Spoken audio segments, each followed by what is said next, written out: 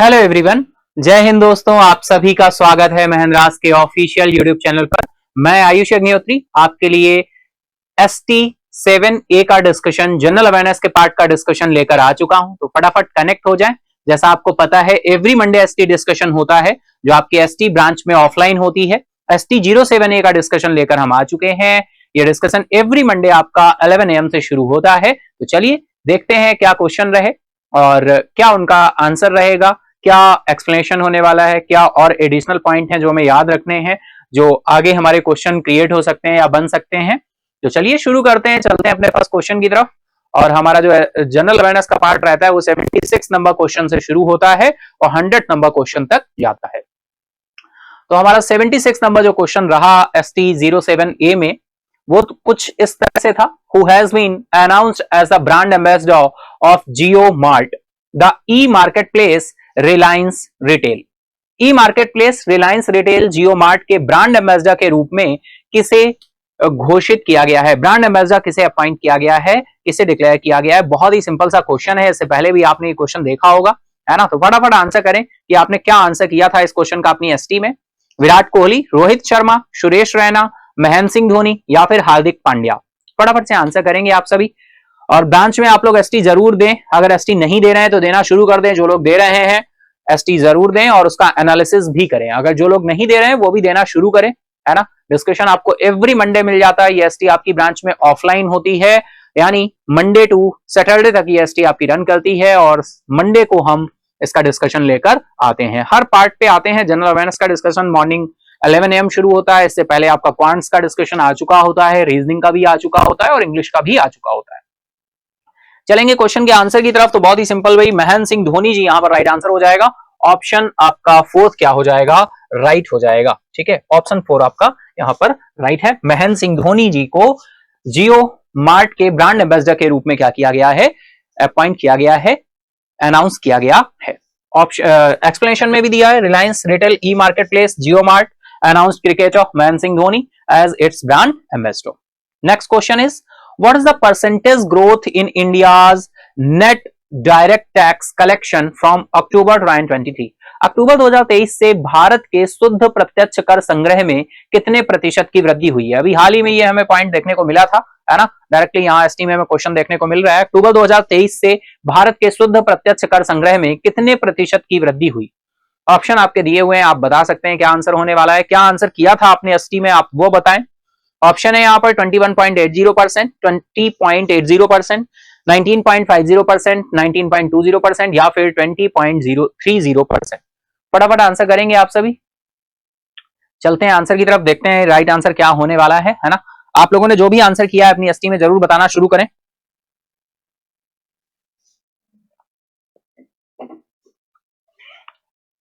Right answer निकल कर आएगा ऑप्शन 4, 19.20%। ऑप्शन 4 आपका राइट हो जाएगा। 19.20%। कितने प्रतिशत की वृद्धि हुई है? एक्सप्लेनेशन में देख लेते हैं भाई। यहां पर देखिए राइट ऑप्शन, रॉन्ग ऑप्शन यहां पर टिक हुआ है। ये 21.80% होगा। राइट आंसर ऑप्शन फर्स्ट होगा आपका। ठीक है, यहां पर जो शुद्ध प्रत्यक्ष कर संग्रह है 21.8% बढ़कर 9.57% हो गया है। 9.57 लाख करोड़ हो गया है। 9.57 लाख करोड़ हो गया है। ठीक है, तो आपको ध्यान रखना है, ये अमाउंट भी ध्यान रखना है। डायरेक्टली अमाउंट भी पूछा जा सकता है ना? यहां पर ये रॉन्ग आंसर है। राइट आंसर आपका होगा आंसर फर्स्ट। ठीक है, फर्स्ट आपका ऑप्शन राइट होगा। ठीक है, 9.57 लाख करोड़ हो गया है। ठीक है, 9 अक्टूबर 2023 तक का डेटा लिया गया है, ये exceeding the half of the annual budget estimates. चलिए चलते हैं नेक्स्ट क्वेश्चन की तरफ। नेक्स्ट क्वेश्चन आ रहा है अभी, who among the following receive the new award for using tele technology by UP for mental health and counselling? मानसिक स्वास्थ्य और परामर्श के लिए यूपी द्वारा टेली टेक्नोलॉजी का उपयोग करने के लिए निम्नलिखित में से किसे नया पुरस्कार प्राप्त हुआ? बहुत अच्छा क्वेश्चन है, बताएं क्या आंसर किया था आपने अपनी एसटी में, है ना? ऑप्शन आपके दिए हुए हैं यहाँ पर, प्रभा गुप्ता, काव्या रस्तोगी, डॉक्टर पिंकी जोवल या फिर डॉक्टर प्रीति सिंह या फिर नन ऑफ दीज। तो फटाफट से आप सभी आंसर करेंगे, फटाफट से आंसर करेंगे क्या आंसर किया था आपने अपनी एसटी में। चलते हैं हम लोग आंसर की तरफ, देखते हैं आंसर क्या होने वाला है। तो यहां पर आपका जो आंसर निकल कर आ रहा है वो आ रहा है option third, doctor Pinky Jowel. Option third आपका क्या हो जाएगा, राइट हो जाएगा। ठीक है, एक्सप्लेनेशन देख लेते हैं, directly to the point question है। यह पुरस्कार भारत सरकार के स्वास्थ्य एवं परिवार कल्याण मंत्रालय द्वारा दिया गया। राष्ट्रीय स्वास्थ्य मिशन उत्तर प्रदेश के मिशन निदेशक डॉक्टर पिंकी जोवल ने यह पुरस्कार प्राप्त किया है। डॉक्टर पिंकी जोवल को यह पुरस्कार प्राप्त हुआ है, तो ऑप्शन थर्ड आपका राइट होगा। Next question is Setu Bandhan scheme. Setu Bandhan scheme in India is related to which of the following. Bharat में सेतु बंधन योजना निम्नलिखित में से किससे संबंधित है।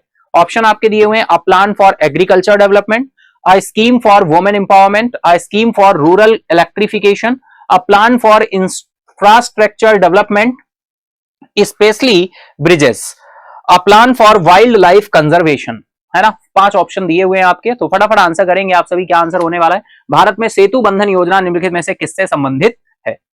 क्या आंसर किया था आपने अपनी एसटी में, फटाफट बताएंगे। सेतु बंधन स्कीम बहुत इंपॉर्टेंट है डियर, और इसी वजह से आपको एसटी में क्वेश्चन देखने को मिला है। चलिए चलते हैं आंसर की तरफ।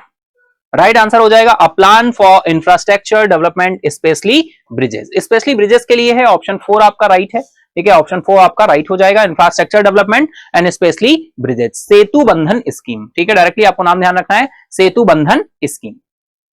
एक्सप्लेनेशन देख लेते हैं। देखिए, union minister road transport and highway Nitin Gadkari साहब हैं, रिसेंटली अनाउंस किया है approval for 7 crucial bridges project in Arunachal Pradesh में अंडर सेतु बंधन स्कीम।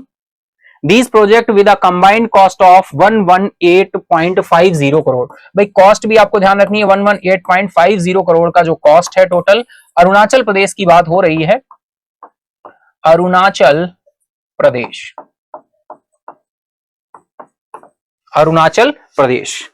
तो Arunachal Pradesh under the Setu Bandhan scheme, है ना। कंबाइंड कॉस्ट कितनी है आपकी, 118.50 crore. Are set to significantly enhance connectivity, fostering economic development and improving the overall quality of life in the region। Amount आपको ध्यान रखना है 118.50 करोड़। अरुणाचल प्रदेश में बात हो रही है, और कितने प्रोजेक्ट्स, कितने 7 क्रूशियल ब्रिजेस प्रोजेक्ट हैं। कितने प्रोजेक्ट हैं, 7 ब्रिज प्रोजेक्ट हैं, जिनको हाल ही में अप्रूवल दिया गया है, अनाउंस किया गया है। ठीक है, 7 ब्रिज प्रोजेक्ट। तो दूसरे टाइप से भी क्वेश्चन यहां से क्या हो सकता है, क्रिएट हो सकता है। ठीक है, तो 3 पॉइंट आपको ध्यान रखने हैं, 3 पॉइंट्स निकल कर आ रहे हैं। यहां पर अमाउंट भी ध्यान रखना है, अरुणाचल प्रदेश ध्यान रखना है, 7 ब्रिज प्रोजेक्ट हैं ये भी ध्यान रखना है, सेतु बंधन स्कीम है ये भी नाम ध्यान रखना है, और हमारे जो road transport and highway minister हैं उनका नाम तो आपको पता ही है, नितिन गडकरी साहब। ठीक है, चलो नेक्स्ट क्वेश्चन आ रहा है, what is India's rank in the global hunger index of for the year 2023। बहुत अच्छा क्वेश्चन है।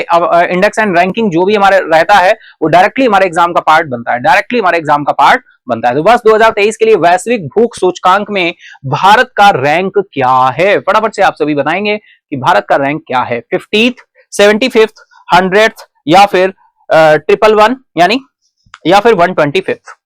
ठीक है, फटाफट से आंसर करेंगे आप सभी, आपके साथ डिटेल में डिस्कस भी हुआ है ये। What is the India's rank in the global hunger index for the year 2023? चलेंगे आंसर की तरफ, देखते हैं राइट आंसर क्या होने वाला है। तो राइट आंसर है आपका 111, है ना। 111 यानी इंडिया की जो रैंक रही है वो 111 रही है, 111 रैंक रही है। डायरेक्टली आपको वन लाइनर पॉइंट ध्यान रखना है, एक्सप्लेनेशन भी आ गया है भाई। देखो, global hunger index total 125 countries रही हैं in the global hunger index में, with the progress against hunger nearly halted since 2015, reflecting a global trend. The union government though contested India's performance for the 3rd year in a row, citing flawed methodology। तो आपको ध्यान रखना है methodology. ठीक है, global hunger index 125 देशों में India का रैंक 111 रहा है। ठीक है, चलो नेक्स्ट क्वेश्चन आ रहा है, बस 2022 के प्रतिष्ठित सरस्वती सम्मान से किसे सम्मानित किया गया है। आर के नारायणन, शिव शंकरी, अरुंधति रॉय, चेतन भगत या फिर Ruskin Bond. To the point question है, डायरेक्टली क्वेश्चन है, who has been awarded the prestigious Saraswati Samman for the year 2022। तो फटाफट आंसर करें आप सभी, क्या आंसर किया था आपने अपनी एसटी में इस क्वेश्चन का, फटाफट से बताएंगे। चलते हैं आंसर की तरफ, देखते हैं राइट आंसर क्या हो रहा है। राइट आंसर निकल कर आएगा वह शिव शंकरी, ऑप्शन सेकंड आपका राइट हो जाएगा, Shiv Shankari, option second is right. Explanation देख लेते हैं। तमिल राइटर है Shivshankari, has been bestowed with the esteemed Saraswati Samman मिला है इनको, सरस्वती सम्मान 2022 का सरस्वती सम्मान,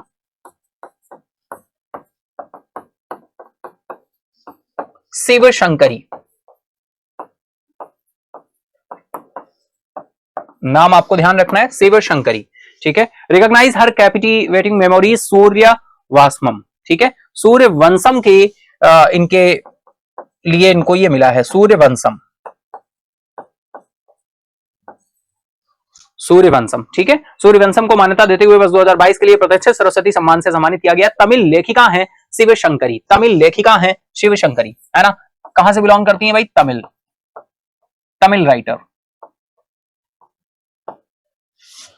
ठीक है। चलते हैं नेक्स्ट क्वेश्चन की तरफ। नेक्स्ट क्वेश्चन आ रहा है, आपदा जोखिम न्यूनीकरण हेतु अंतरराष्ट्रीय दिवस हर वर्ष मनाया जाता है। कब मनाया जाता है? When is the international day for disaster risk is reduction celebrated every year. आपदा जोखिम न्यूनीकरण हेतु अंतरराष्ट्रीय दिवस हर वर्ष कब मनाया जाता है? 1 जनवरी, 13 अक्टूबर, 25 नवंबर, 10 सितंबर या 15 जून। फटाफट आंसर करेंगे आप सभी। चलेंगे आंसर की तरफ, देखते हैं राइट आंसर क्या हो रहा है। तो राइट आंसर आपका निकल कर आया 13 अक्टूबर। When is the international day for disaster risk is reduction celebrated every year. आपदा जोखिम न्यूनीकरण हेतु अंतरराष्ट्रीय दिवस हर वर्ष कब मनाया जाता है? 13 अक्टूबर। डायरेक्टली क्वेश्चन का आंसर हो जाएगा आपका 13 अक्टूबर। एक्सप्लेनेशन देख लेते हैं भाई। डायरेक्टली यही बात बोली गई है, international day for disaster and risk reduction observed annually on the 13 October brings global attention in the crucial issues of disaster and equality। disaster and equality को मान्यता देने के लिए, इसको ध्यान में रखने के लिए, जिससे इसको अवेयरनेस यहाँ पे लाई जा सके, ठीक है। तो ये अंतरराष्ट्रीय दिवस 13 अक्टूबर को होता है। डायरेक्टली आपको ध्यान रखना है, ठीक है। चलो नेक्स्ट क्वेश्चन आ रहा है, राष्ट्रीय सिनेमा दिवस कब मनाया जाता है? When is national cinema day observed. राष्ट्रीय सिनेमा दिवस कब मनाया जाता है? ऑप्शन आपके सामने दिए हुए 1 जनवरी, 13 अक्टूबर, 23 सितंबर, 1 जुलाई या फिर 31 दिसंबर। फटाफट आंसर करेंगे आप सभी। हम इंतजार है आपके आंसर का। आपने क्या किया था अपनी एसटी में? आंसर फटाफट से बताएं। इसी के साथ हम चलेंगे आपके आंसर की तरफ, देखेंगे राइट आंसर क्या होने वाला है।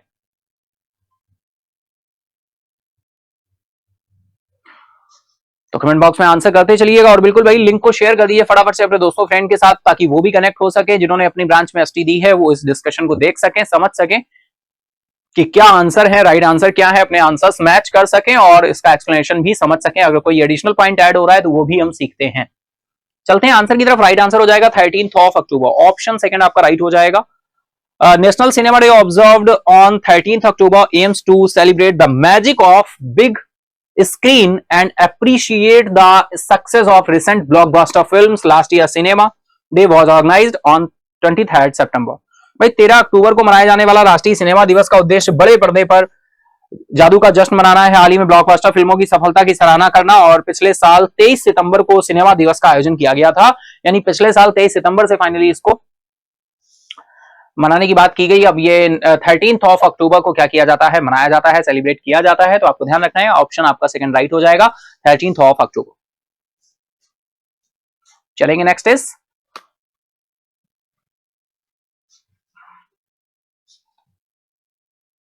नेक्स्ट क्वेश्चन आ रहा है, what is the current female labour force participation rate in India? Participation rate in India as per the periodic labour force survey report 2022 and 23। आवधिक श्रम बल सर्वेक्षण रिपोर्ट 2022-23 के अनुसार भारत में वर्तमान महिला श्रम बल भागीदारी क्या है? भागीदारी दर क्या है? ऑप्शन आपके दिए हुए हैं 30%, 33%, 35%, 37% या फिर 40%। फटाफट आंसर करेंगे आप सभी, है ना। फटाफट आंसर करेंगे, क्या आंसर होने वाला है यहां पर? आपने क्या आंसर किया था? अच्छा क्वेश्चन है। तो चलिए चलते हैं आंसर की तरफ, देखते हैं राइट आंसर क्या है। राइट आंसर आपका ऑप्शन 4 आ रहा है 37%। ऑप्शन 4 आपका राइट हो जाएगा 37%। एक्सप्लेनेशन भी आ रहा है भाई, the female labour force participation rate in the country has improved significantly by 4.2% to 37% this year। देश में महिला श्रम बाल भागीदारी इस वर्ष 4.2% अंक बढ़कर 37% हो गई है। तो अब कितने परसेंट पे पहुंच गया? 37% पर पहुंच गया है। तो ऑप्शन 4 आपका क्या हो जाएगा? राइट हो जाएगा, ठीक है। ऑप्शन 4 आपका राइट हो जाएगा। चलिए इसी के साथ चलते हैं नेक्स्ट क्वेश्चन आ रहा है, where has the national human right commission celebrated its 30th foundation day? राष्ट्रीय मानवाधिकार आयोग ने अपना 30वां स्थापना दिवस कहां मनाया है? बहुत अच्छा क्वेश्चन है भाई। तो बताएं, मुंबई, कोलकाता, चेन्नई, न्यू दिल्ली या फिर Bengaluru. National human right commission celebrated its 30th foundation day. राष्ट्रीय मानवाधिकार आयोग ने अपना 30वां स्थापना दिवस कहां मनाया? मुंबई, कोलकाता, चेन्नई, न्यू दिल्ली या फिर बेंगलुरु? फटाफट आंसर करेंगे आप सभी। क्या आंसर किया था आपने अपनी एसटी में? फटाफट से बताएंगे और उसी के साथ हम लोग चलेंगे आगे। तो राष्ट्रीय मानवाधिकार आयोग की बात हो रही है, चलेंगे आंसर की तरफ। तो राइट आंसर आपका निकल कर आ रहा है बेंगलुरु। तो कहां पर बनाया गया है भाई? बेंगलुरु में जो है इसे सेलिब्रेट किया गया है, स्थापना दिवस मनाया गया राष्ट्रीय मानवाधिकार आयोग का, नेशनल ह्यूमन राइट कमीशन का। चलते हैं एक्सप्लेनेशन की तरफ। एक्सप्लेनेशन निकल कर आ रहा है, राष्ट्रीय मानवाधिकार आयोग ने नई दिल्ली में अपना 30वां स्थापना दिवस मनाया। कार्यक्रम को संबोधित करते हुए भारत के पूर्व राष्ट्रपति रामनाथ कोविंद ने लोगों के जीवन में मानवाधिकारों के महत्व पर प्रकाश डाला है। 30th फाउंडेशन डे रहा है। किस नंबर का फाउंडेशन डे है डियर? 30th foundation day.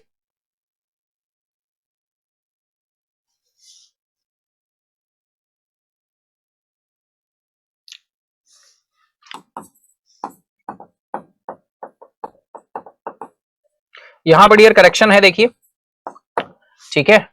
वही मैं भी सोच रहा था बेंगलुरु कैसे होगा। यहाँ पे राइट आंसर आपका न्यू दिल्ली जाएगा, ठीक है। ये रॉन्ग आंसर यहाँ पे मेंशन है, रॉन्ग आंसर ये प्रोवाइडेड है, ठीक है। राइट आंसर आपका क्या होगा? Answer 4th।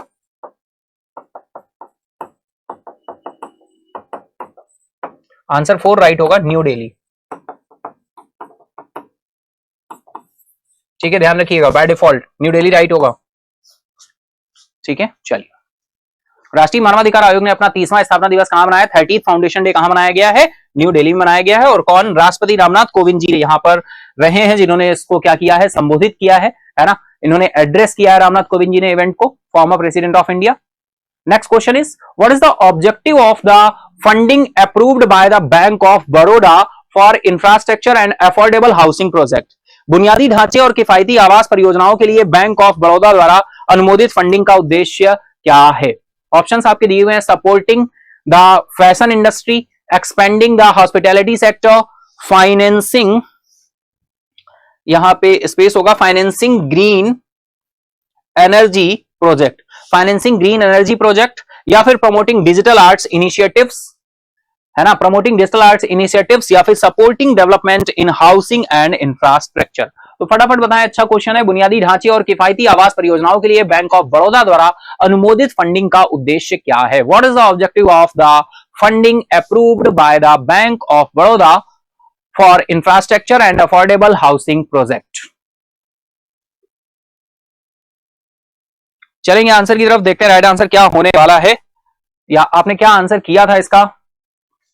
राइट आंसर निकल कर आ रहा है, supporting development in housing and infrastructure, option 5, supporting development in housing and infrastructure. बुनियादी ढांचे और किफायती आवास परियोजना के लिए बैंक ऑफ बड़ौदा द्वारा अनुमोदित फंड का उद्देश्य क्या है? सपोर्ट करना डेवलपमेंट को इन हाउसिंग एंड इंफ्रास्ट्रक्चर प्रोजेक्ट्स को। चलिए देख लेते हैं एक्सप्लेनेशन क्या दे रहा है भाई। देखिए, बैंक ऑफ बड़ौदा ने कहा कि उसके बोर्ड ने बुनियादी ढांचे और किफायती आवास परियोजनाओं के वित्त पोषण के लिए 10,000 करोड़ रुपए तक जुटाने के प्रस्ताव को मंजूरी दी है। बीओबी ने एक नियामक फाइलिंग में कहा कि बुनियादी ढांचे और किफायती आवास के वित्त पोषण के लिए 2022-23 के दौरान एकल या एकाधिक किस्तों में कुल आकार के 10,000 करोड़ रुपए के तक के दीर्घकालिक बॉन्ड जुटाने की मंजूरी है। तो ऑप्शन आपका 5th यहां पर क्या है? राइट है, ठीक है। एक्सप्लेनेशन भी दिया हुआ है, फाइनली आप स्क्रीनशॉट लेना चाहते हैं तो ले सकते हैं फटाफट से। आंसर के साथ यहां पर आपका एक्सप्लेनेशन भी अवेलेबल है। चलिए इसी के साथ चलते हैं नेक्स्ट क्वेश्चन की तरफ। नेक्स्ट क्वेश्चन आ रहा है भाई, विश्व दृष्टि दिवस 2023 का विषय क्या है? What is the theme of world vision day 2023? Focus on your future, the eyes are the windows of the soul, vision for all, या love your eyes at work, seeing at believing. Seeing is believing. फटाफट बताएंगे आपने क्या answer किया था इस question का अपनी एसटी में, फटाफट से बताएं। बहुत अच्छा क्वेश्चन है। विश्व दृष्टि दिवस का विषय पूछा गया। कोई भी इंपॉर्टेंट डे रहता है तो इंपॉर्टेंट रहता है कि ये डे कब मनाया गया है, इस डे की थीम क्या रही है, इस डे को मनाना कब से शुरू किया गया। तो ये बहुत सारे इंपॉर्टेंट पॉइंट रहते हैं, पॉइंट रहते हैं जो डायरेक्टली हमारे क्वेश्चन का पार्ट बनते हैं, ठीक है। तो चलिए हम चलते हैं इसके आंसर की तरफ, देखते हैं राइट आंसर क्या होने वाला है। तो राइट आंसर यहां पर है इसका क्या, ये हम लोग देखेंगे फटाफट से, है ना। तो राइट आंसर इज ऑप्शन 4 आपका राइट हो जाएगा, love your eyes at work. Option 4 आपका क्या हो जाएगा? राइट हो जाएगा, love your eyes at work. Option 4 आपका राइट होगा। एक्सप्लेनेशन देख लेते हैं भाई। World site day 2023, every year the second Thursday of October. भाई सेकेंड थर्सडे को ये सेलिब्रेट होता है, second Thursday of October, second Thursday of October mark a crucial occasion on the global calendar. World Sight Day. This day is dedicated to raise awareness about vision impaired and blindness. This year it's fall on 12th of October.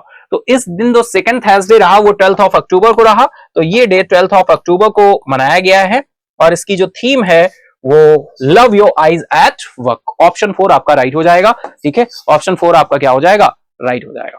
Clear है इतनी बात? चलो इसी के साथ हम लोग चलते हैं नेक्स्ट क्वेश्चन की तरफ। नेक्स्ट क्वेश्चन आ रहा है भाई, where was the global maritime India summit 2023 held. भाई ग्लोबल मैरीटाइम इंडिया शिखर सम्मेलन 2023 कहां आयोजित किया गया था? दिल्ली, मुंबई, चेन्नई, कोलकाता या फिर बेंगलुरु? फटाफट आंसर करेंगे आप सभी, बहुत ही इंपॉर्टेंट और अच्छा क्वेश्चन है। बताएं क्या आंसर किया था आपने अपनी एसटी में?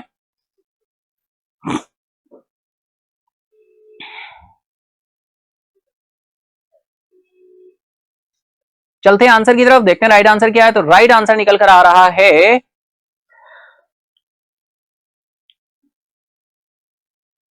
मुंबई। ऑप्शन सेकंड आपका राइट हो रहा है, मुंबई। ग्लोबल मैरीटाइम इंडिया शिखर सम्मेलन 2023 कहां आयोजित किया गया? मुंबई में। Prime minister Narendra Modi inaugurated the third edition of the global maritime India summit through video conferencing. The summit was held in Mumbai. The prime minister inaugurated dedicated to the nation laid the foundation stone of project worth over 23,000 crore, which are in line the Amrit Kal vision for 2047 for the Indian Ocean blue economy. Blue economy पे focus करने के लिए है ना। Directly आपको कुछ point ध्यान रखने हैं। ये समिट कहां पे हेल्ड हुई है? मुंबई में हुई है। डायरेक्टली ये बात पूछी ही गई थी क्वेश्चन में। और अगर हम बात करें इसको किसने एड्रेस किया है, किसने इनॉग्रेट किया है, तो प्राइम मिनिस्टर साहब जी के द्वारा इनॉग्रेट किया गया है। प्राइम मिनिस्टर नरेंद्र मोदी जी के द्वारा इनॉग्रेट किया गया है। फिर इसके साथ ही prime minister inaugurated dedicated to the nation and foundation stone project worth, कितने करोड़ के प्रोजेक्ट शुरू किए गए हैं? 23,000 करोड़, 23,000 करोड़ के फाउंडेशन स्टोन्स रखे गए हैं। 23,000 करोड़ की परियोजनाओं को क्या शुरू करने की बात की गई है? 23,000 crore, 23,000 crore which are in line Amrit Kaal vision 2047, Indian ocean blue economy को क्या करने के लिए? फोकस करने के लिए और ग्रो करने के लिए। ठीक है, चलो चलते हैं नेक्स्ट क्वेश्चन आ रहा है, what is the primary objective of the प्रधानमंत्री जन धन योजना। भाई प्रधानमंत्री जन धन योजना का प्राथमिक उद्देश्य क्या है? बताइए। बहुत अच्छा क्वेश्चन है, डायरेक्टली आपको कई बार मैं बता चुका हूं, है ना। अच्छा, जो लोग एसटी डिस्कशन देख रहे हैं, मॉर्निंग क्लास नहीं आते करंट अफेयर की, तो बिल्कुल मॉर्निंग क्लास में आया करिए जो सुबह 7 बजे होती है। ठीक है, लाइव कनेक्ट हुआ करिए, बहुत सारी चीजें आपको सीखने को मिलेंगी। बहुत इंटरेस्टिंग तरीके से फैक्ट्स वहां डिस्कस होते हैं आपके साथ, है ना। चाहे हम करंट न्यूज की बात करें, लास्ट डे हाइलाइट्स की बात करें, स्टैटिक फैक्ट की बात करें, या रैपिड फायर की बात करें, या विनर अनाउंसमेंट की बात करें, बहुत सारे इवेंट रहते हैं, आप बहुत ही अच्छे से एंजॉय करेंगे। चलिए ऑप्शन दिए हुए, promoting higher education, ensuring financial inclusion, expanding the agriculture sector, providing health care services, या फिर इंकरेजिंग टूरिज्म। बताएं। पीएमजेडीवाई, प्रधानमंत्री जन धन योजना, तो इसके लिए बहुत इंपॉर्टेंट वर्ड आता है और वो वर्ड आप सभी जानते हो। वो वर्ड क्या है? Financial inclusion. तो ऑप्शन राइट हो जाएगा, option second, ensuring financial inclusion. Financial inclusion को बढ़ावा देने के लिए पीएमजेडीवाई। फाइनेंशियल इंक्लूजन क्या होता है? अधिक से अधिक लोगों को बैंकों की सर्विसेज से कनेक्ट करना। ऐसे लोग, ऐसे रिमोट एरियाज जहां पर अभी तक बैंकों की कनेक्टिविटी नहीं पहुंची है, वहां तक बैंकों की कनेक्टिविटी को पहुंचाना और उनको कनेक्ट करना और फाइनेंशियल सर्विसेज को अवेल करना। तो चलिए चलते हैं आंसर की तरफ, देखते हैं राइट आंसर क्या हो रहा है। राइट आंसर तो हो गया आपका ऑप्शन सेकंड, है ना। एक्सप्लेनेशन देख लेते हैं, एक्सप्लेनेशन में क्या बात बोली गई है। भाई प्रधानमंत्री जनधन योजना को 50 करोड़ से अधिक लाभार्थियों का आंकड़ा पार करने के बाद भी उत्साहजनक प्रतिक्रिया मिल रही है। यानी पीएमजेडीवाई के थ्रू 50 करोड़ से अधिक अकाउंट्स ओपन हो चुके हैं, यानी इनका लाभ उठाने वाले लोगों की संख्या जो है वो 50 करोड़ प्लस हो गई है। ये भी अमाउंट आपको ध्यान रखना, ये भी फिगर, ये भी जो फैक्ट है ये आपको ध्यान रखना होगा। ये फिगर ध्यान रखना होगा क्योंकि ये नंबर नहीं, ये बेनिफिशरीज हैं, लाभार्थी हैं। कितने लाभार्थी हो चुके हैं? 50 करोड़ से ज्यादा लाभार्थी हो चुके हैं। किसके? पीएमजेडीवाई के, प्रधानमंत्री जन धन योजना के, पीएमजेडीवाई। ठीक है, कब लॉन्च हुई थी? 28 अगस्त 2014। ठीक है, चलो इसी के साथ चलते हैं नेक्स्ट इज, हाल ही में इरीडा के वित्त निदेशक के रूप में किसने कार्यभार संभाला? अपॉइंटमेंट से क्वेश्चन आ रहा है डायरेक्टली, तो बताओ भाई। Who recently took charge as the director of finance of IREDA? Doctor Vijay Kumar Mohanty, doctor Mohan Kumar Singh, doctor Ramesh Gupta, doctor Shashi Sharma या डॉक्टर अशोक वर्मा? अपॉइंटमेंट है, डायरेक्टली आंसर करना है आपको फटाफट से। तो बताइए भैया क्या आंसर जाने वाला है यहां पर, क्या आंसर जाने वाला है आपको फटाफट से बताना है।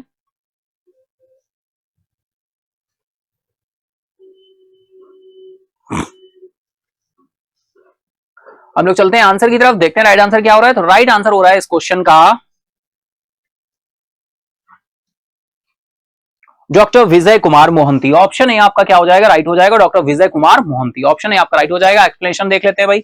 एक्सप्लेनेशन में भाई क्या दिया है, डॉक्टर विजय कुमार मोहंती 12 अक्टूबर 2023 से भारतीय अक्षय ऊर्जा विकास एजेंसी लिमिटेड IREDA के निदेशक वित्त के रूप में कार्यभार संभाला है इन्होंने। डॉक्टर मोहंती भारतीय बिजली क्षेत्र में 25 वर्षों से अधिक शानदार करियर के साथ प्रतिष्ठित वरिष्ठ वित्त पेशेवर है। ये जो डियर एक IREDA आ रहा है ना, इसको ध्यान रखना है कि फुल फॉर्म इसका क्या है, बिल्कुल पता होना चाहिए आपको, ठीक है। IREDA, तो चलिए देख लेते हैं, है ना। Indian renewable energy, Indian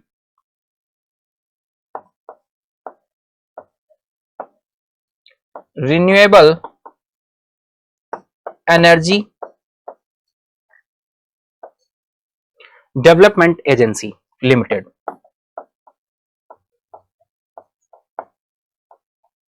development agency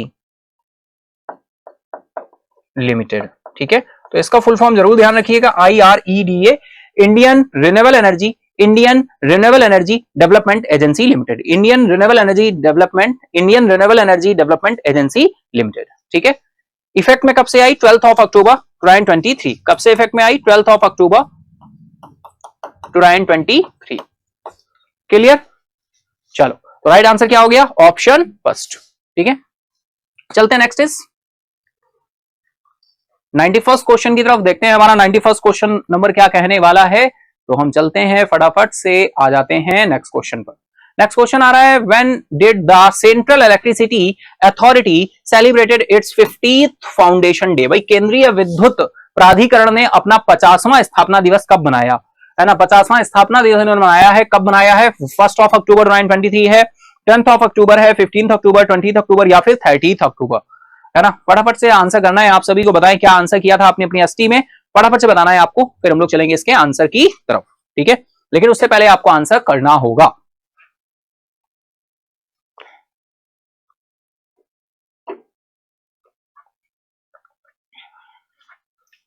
चलिए चलते हैं आंसर की तरफ, देखते हैं राइट आंसर क्या हो रहा है। तो राइट आंसर यहां पर निकल कर आ रहा है आपका 15 अक्टूबर 2023। ऑप्शन थर्ड आपका राइट हो जाएगा, 15 अक्टूबर 2023। देख लेते हैं भाई एक्सप्लेनेशन में क्या दिया है। Central electricity authority the organisation under the ministry of power, government of India, which provides technical and policy support to the government and all other stakeholders power sector, celebrated 15th foundation day। 15th foundation day हमने celebrate किया 15 अक्टूबर 2023 को, 15th foundation day, ठीक है। किसका है, central electricity authority, central electricity authority.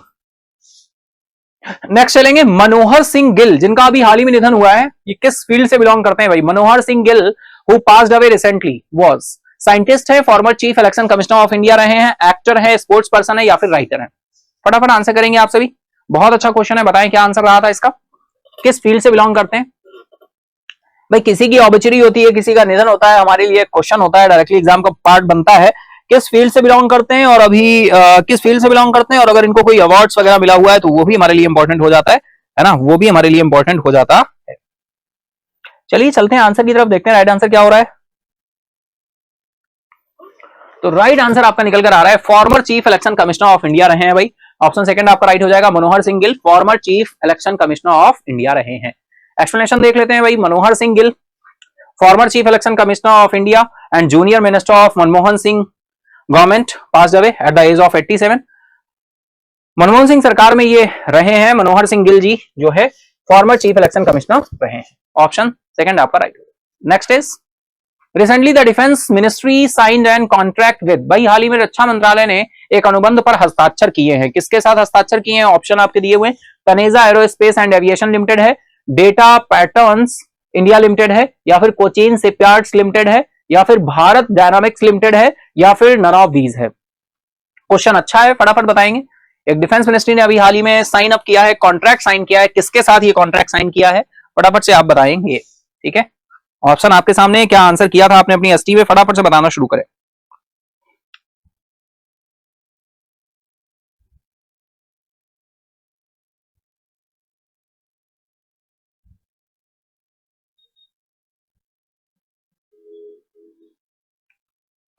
ठीक है, चलिए चलते हैं आंसर की तरफ।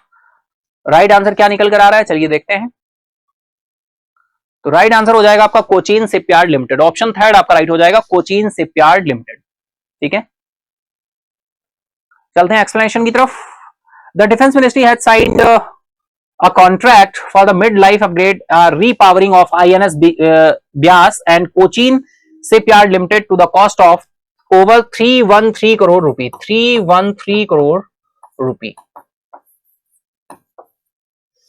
INS Byas is the first of Brahmaputra class frigate to be repowered from steam to diesel propulsion. रक्षा मंत्रालय ने 313 करोड़ रुपए से अधिक की लागत से कोचीन शिपयार्ड लिमिटेड के साथ, कोचीन शिपयार्ड लिमिटेड के साथ, भाई किसने, रक्षा मंत्रालय ने कोचीन शिपयार्ड लिमिटेड के साथ आईएनएस ब्यास के मिड लाइफ अपग्रेड और रीपावरिंग के लिए एक अनुबंध पर हस्ताक्षर किए। आईएनएस ब्यास ब्रह्मपुत्र श्रेणी का पहला युद्धपोत है जो भाप से डीजल प्रणोदन तक पुनः संचालित होता है। तो रक्षा मंत्रालय ने जो साइन अप किया है वो कोचीन शिपयार्ड लिमिटेड के साथ किया है, और ये अनुबंध जो है, ये साइन जो हुआ है, ये 313 करोड़ रुपए से अधिक की लागत का है, 313 करोड़ रुपए से अधिक की लागत का है। ठीक है, तो ये भी बात आपको ध्यान रखनी है, at a cost over 313 crore. ठीक है, 313 करोड़, डायरेक्टली आपको ये अमाउंट भी ध्यान रखना होगा। डिफेंस मिनिस्ट्री का साइन किया है कॉन्ट्रैक्ट किसके साथ, कोचीन शिपयार्ड लिमिटेड के साथ। तो फटाफट स्क्रीनशॉट अगर आपको लेना है तो फटाफट से ले लीजिए। इसके साथ ही हम लोग चलेंगे नेक्स्ट क्वेश्चन की तरफ।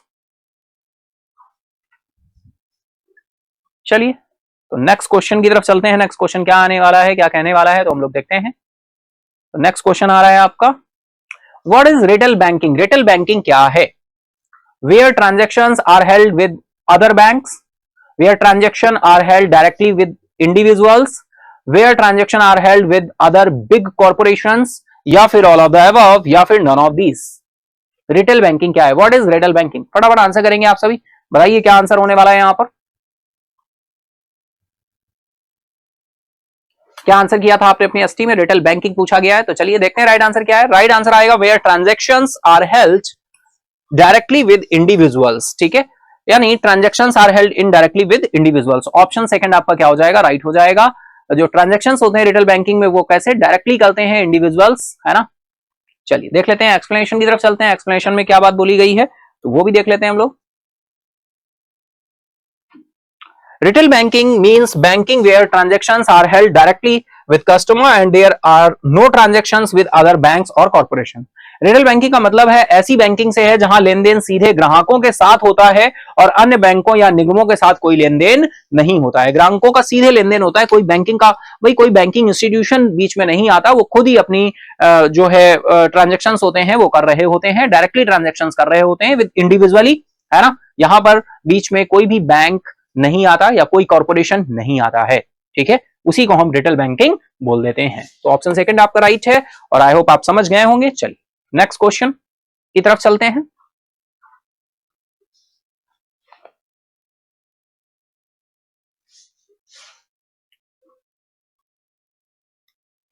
तो नेक्स्ट क्वेश्चन आपका निकल कर आ रहा है, the reserve bank of India has recently imposed a monetary penalty 1 crore on which bank. भारतीय रिजर्व बैंक ने हाल ही में किस बैंक पर 1 करोड़ रुपए का मौद्रिक जुर्माना लगाया है? ऑप्शन है United bank of India, axis bank, yes bank, Punjab national bank, या फिर नॉन ऑफ दीज। आरबीआई की बात हो रही है, मॉनेटरी पेनाल्टी की बात हो रही है, मॉनेटरी पॉलिसी को लेकर हमारे यहाँ आरबीआई आता है, आप सभी को पता है। मॉनेटरी पॉलिसी अभी हाल ही में आरबीआई की बाय मंथली पॉलिसी रिपोर्ट आई, आप सभी को पता है। ठीक है, बाय मंथली पॉलिसी रिपोर्ट आई अभी हाल ही में, बाय मंथली पॉलिसी रिपोर्ट आ चुकी है। और ये रिपोर्ट कौन लेकर आता है? तो अब जो बाय मंथली पॉलिसी है ये एमपीसी कमेटी है वो लेकर आती है। MPC committee that is monetary policy committee, monetary policy committee. और इस कमेटी के कितने मेंबर्स हैं भाई? तो इस कमेटी के 6 मेंबर हैं, 3 मेंबर हैं आरबीआई के और 3 मेंबर है आपके गवर्नमेंट ऑफ इंडिया के। ठीक है, यही मेंबर डिसाइड करते हैं। हर 2 महीने में बाय मंथली पॉलिसी आती है, यानी अगर हम बात करें तो फाइनेंशियल ईयर के शुरू होता है तो अप्रैल में फर्स्ट बाय मंथली पॉलिसी हमारी आ जाती है। अप्रैल में फर्स्ट बाय मंथली पॉलिसी आती है। सेकंड बाय मंथली पॉलिसी कब आती है? सेकंड बाय मंथली पॉलिसी आती है जून में। फिर जून के बाद अगस्त, third bi monthly policy. Fourth आती है आपकी अक्टूबर में।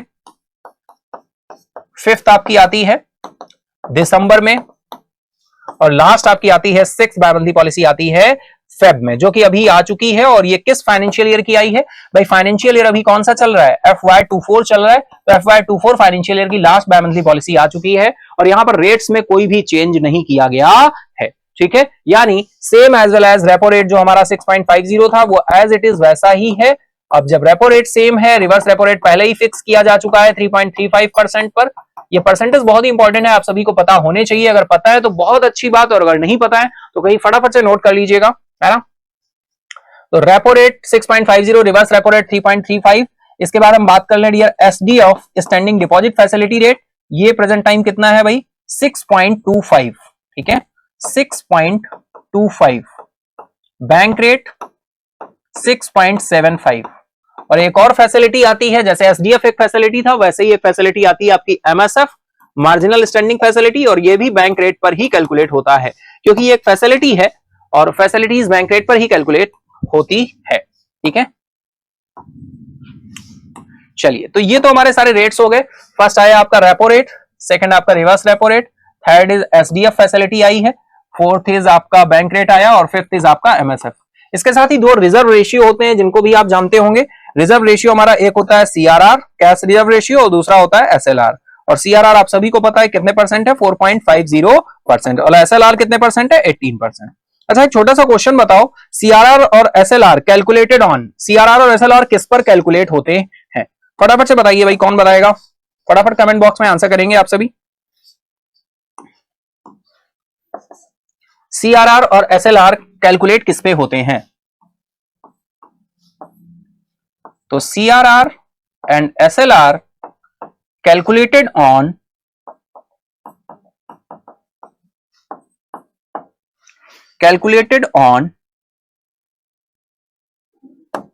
NDTL। किस पे कैलकुलेट होते हैं? NDTL पे। NDTL that is net demand and time और टर्म लायबिलिटी। डिमांड डिपॉजिट कौन होते हैं? कासा। टाइम और टर्म डिपॉजिट कौन होते हैं? राफा।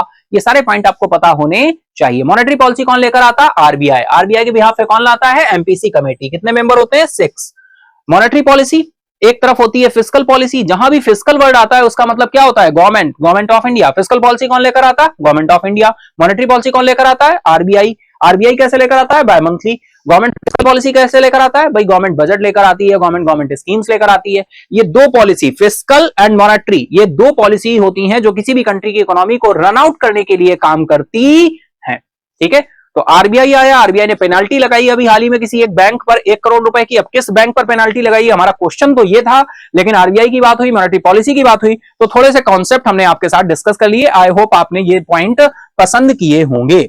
तो ये 2 रिजर्व रेशियो जो है ये आपको पता होने चाहिए, और ये जो पॉलिसी रेट्स हमने आपको बताए, repo rate, reverse repo rate, SDF, bank rate और MSF, ये भी आपको पता होने चाहिए, याद होने चाहिए। चलिए चलते हैं आंसर की तरफ, देखते हैं राइट आंसर यहां पर क्या होने वाला है। तो पेनाल्टी भाई अभी हाल ही में 1 करोड़ रुपए की लगाई है RBI के द्वारा, और ये किस पर लगाई गई है? यूनियन बैंक ऑफ इंडिया पे। तो ऑप्शन फर्स्ट आपका क्या हो जाएगा? राइट हो जाएगा।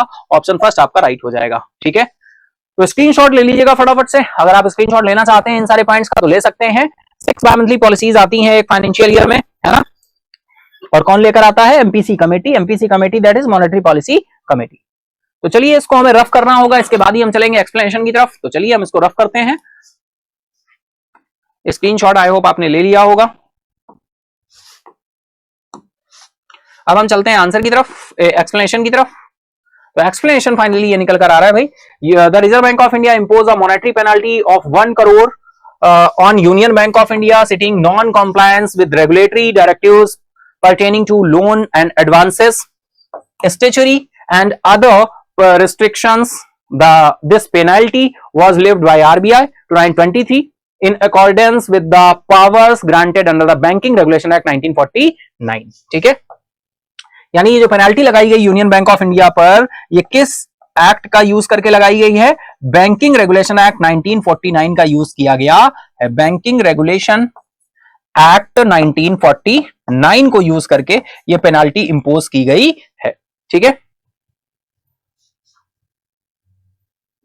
अग्रिम वैधानिक और अन्य प्रतिबंधों से संबंधित नियामक है, यानी यहां पर मॉनेटरी पेनल्टी इंपोज की गई यूनियन बैंक ऑफ इंडिया पर non compliance with regulatory directives pertaining, है ना, लोन्स और एडवांसेस से रिलेटेड यहां पर अनियमितताएं पाई गई, उस वजह से ये यूनियन बैंक ऑफ इंडिया पर पेनल्टी लगी। चलिए चलते हैं नेक्स्ट क्वेश्चन की तरफ। नेक्स्ट क्वेश्चन आ रहा है भाई, when was the board of payment and settlement system established in the RBI? RBI में भुगतान और निपटान प्रणाली के बोर्ड की स्थापना कब की गई थी? भाई बहुत अच्छा क्वेश्चन पूछा गया है, डिटेल क्वेश्चन है। आरबीआई में भुगतान और निपटान प्रणाली बोर्ड की स्थापना कब की गई? When was the board of payment and settlement system established in the RBI? 27th of June, 25th June, 24th June, 23rd June या फिर नन ऑफ दीज? फटाफट आंसर करेंगे आप सभी, बताएं क्या आंसर किया था आपने अपनी एसटी में, फटाफट से बताएं क्या आंसर किया था। हम लोग चलते हैं फिर आंसर की तरफ, देखते हैं राइट आंसर क्या हो रहा है।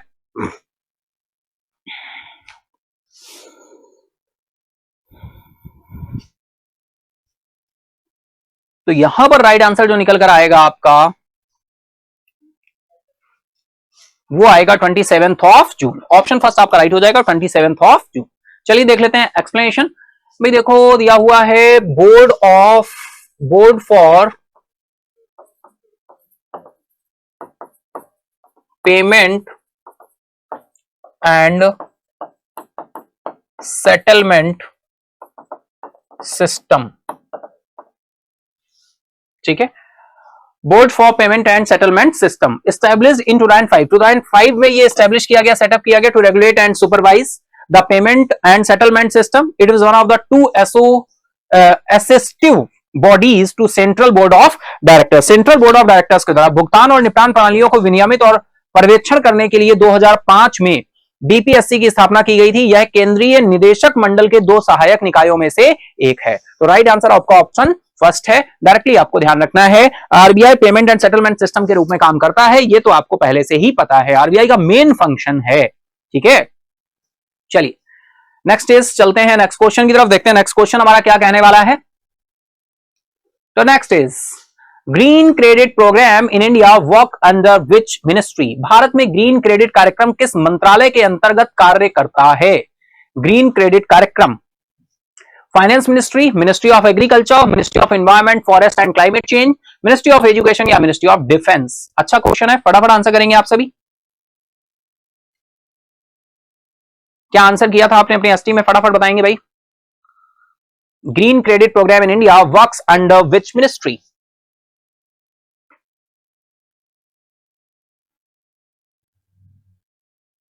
चलते हैं आंसर की तरफ, देखते हैं राइट आंसर क्या है। राइट आंसर है ministry of environment, forest and climate change. Option third आपका राइट हो जाएगा, ministry of environment, forest and climate change. ठीक है, चलिए एक्सप्लेनेशन देख लेते हैं भाई क्या दे रहे हैं। The government has launched a special programme launch किया है वेयर एन इंडिविजुअल और entity can earn green credits and trade it to on a dedicated exchange. Green credit refers to a unit of incentive provided for a specified activity that has a positive impact on the environment. भाई सरकार ने एक विशेष कार्यक्रम शुरू किया है जहां कोई व्यक्ति या संस्था ग्रीन क्रेडिट अर्जित कर सकता है, इसे एक समर्पित एक्सचेंज पर व्यापार कर सकता है।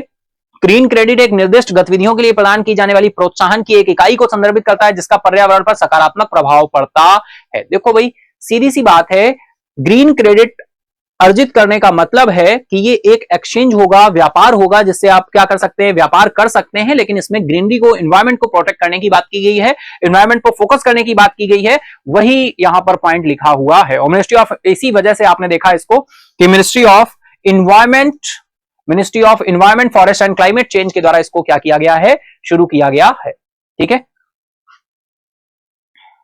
तो green credit refers a unit incentive provide for a specified activity that has positive impact on the environment। चलते हैं नेक्स्ट क्वेश्चन की तरफ।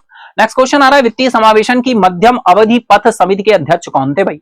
who was the chairman of the committee on medium term path on financial inclusion? तो बताएं फटाफट, option आपके दिए हुए हैं चंदन सिन्हा, दीपक मोहंती, सुशील चंद्रा, नचिकेत मोर या नन ऑफ दीज। आंसर करेंगे फटाफट से, क्वेश्चन आपके सामने है। क्या आंसर किया था आपने अपनी एसटी में, बताएंगे फटाफट।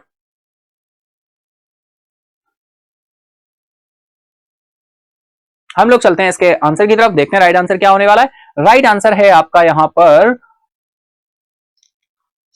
ऑप्शन सेकंड, दीपक मोहंती। ऑप्शन सेकंड आपका राइट हो जाएगा। चलिए देख लेते हैं एक्सप्लेनेशन भी क्या दिया हुआ है। भाई दीपक मोहंती वित्तीय समावेशन पर मध्यम अवधि पथ समिति के अध्यक्ष थे। इसका गठन 2005 में किया गया था, ठीक है, 2015 में किया गया था। तो गठन कब हुआ था भाई, फाइनेंशियल इंक्लूजन, और गठन कब हुआ था, 2015 में, ठीक है। कौन है, दीपक मोहंती।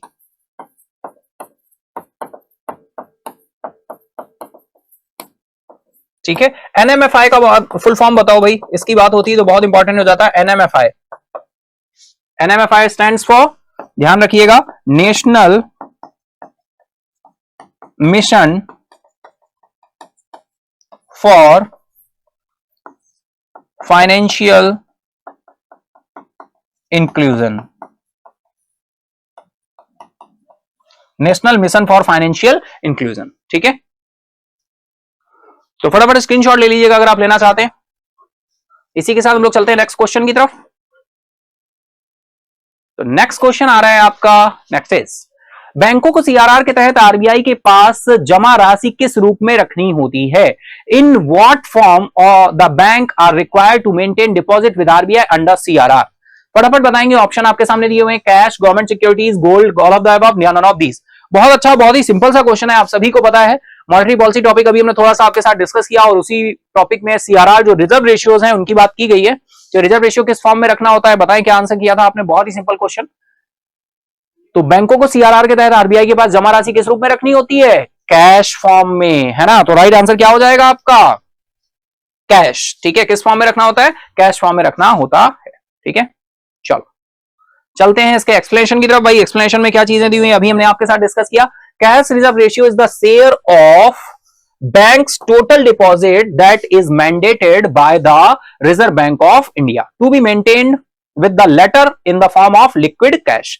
नगद आरक्षित अनुपात किसी बैंक की कुल जमा का हिस्सा है जिसे भारतीय रिजर्व बैंक द्वारा तरल नकदी के रूप में बनाए रखना अनिवार्य होता है। यानी सीआरआर परसेंट अभी हमने कितना देखा था भाई, सीआरआर परसेंट है 4.50%। तो ये 4.50% मेंटेन करना होता है ऑल शेड्यूल्ड कॉमर्शियल बैंक्स को, ऑल शेड्यूल्ड कॉमर्शियल बैंक्स को। किसके पास, किसके पास मेंटेन करना होता है ऑल शेड्यूल्ड कॉमर्शियल बैंक को, ये 4.50%, आरबीआई के पास। किस फॉर्म में, कैश फॉर्म में, ठीक है। और ये 4.50% किसका, एनडीटीएल का। किसका एनडीटीएल, बैंक ऑफ बड़ौदा का एनडीटीएल। अब एनडीटीएल की बात करें तो NDTL calculated on daily basis. NDTL कैसे कैलकुलेट होता है, NDTL calculated on daily basis.